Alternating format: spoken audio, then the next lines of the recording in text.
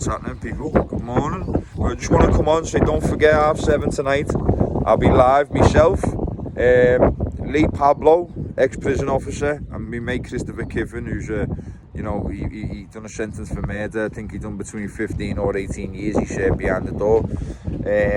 Very interesting man. He's in his 50s, Kiffin. He's not shy to talk, and he's not shy to reflect on things, and he's not shy to be open, honest, and more than anything, he's reformed. Again, one night of madness can lead to many nights of sadness, or many years of sadness, should I say that. So, with myself, I've got some good prison stories. I've been in the system from being a juvenile, YO, to a con. I've met some interesting people, I've met some well-known people, and I've been involved in some very nasty incidents inside. Again, I've been in court for nasty incidents from prison. I've always been a target number one of security wherever I go. And it's like that with many Scousers. So, loads of Scousers have got insight into the prison system, but I haven't really shared many actual prison stories.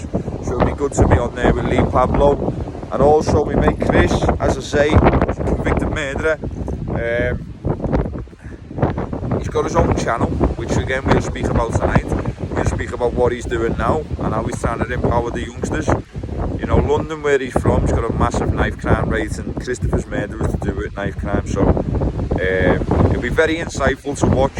I've seen Lee on uni, Lad Bible, and I've only just really watched them. I've known about Lee for a while, but I've known about him through visiting like YouTube channels and seeing him on live chats. But I watched this interview with uni lad and Lad Bible, and I think it'd be a very good chat for me and Chris to be having with him. I think it'll be good for Lee to pick our brain about how prisoners feel and what prisoners, and have a proper open and honest chat about the system, about the lack of experienced officers, because you've got very experienced prisoners and very inexperienced staff. The way they're rushing staff through the system now, I don't agree with it. Mainly only have to take a maths and English course and your bleed tests.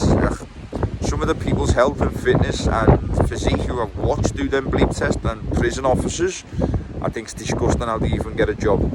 On the other hand, you've got very good men in there, old men, young men, old women, young women, who've gone in there to actually make a difference to the youngsters. Me, myself, I agree with the old school staff who give you yes and no answers and no, I'll come back to you.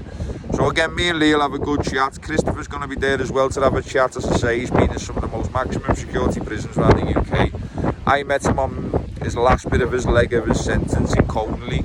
And again, Coldenley is where people go who've got long sentences to basically finish off and try and get opportunities upon release. But it's known for taking people from some notorious prisons who are at the end of life sentences. So that's where I met Kiffin. Me and Kiffin have got some fantastic stories, some parties, disruptions, parcels, staff.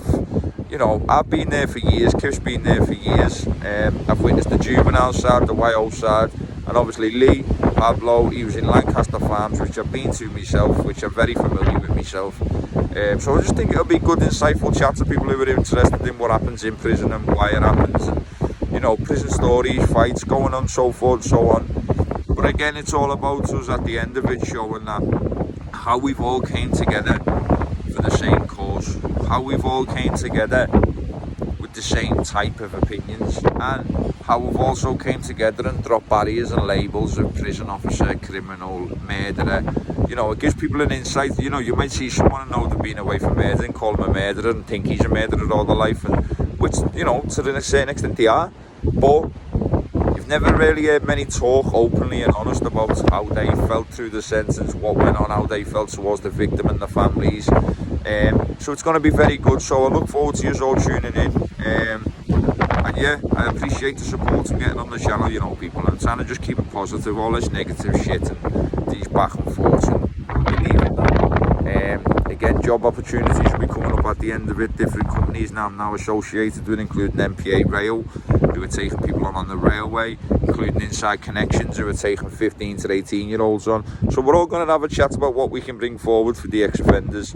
And it's not just ex-offenders, we're trying to figure out. It's people who are involved in crime who've never been arrested. That's also what we're going to have a speak about. And we're going to have a speak about what happens when people actually get nicked on big charges and what you're actually seeing in court. So people, thank you for the support. I look forward to seeing you all, and thanks very much again.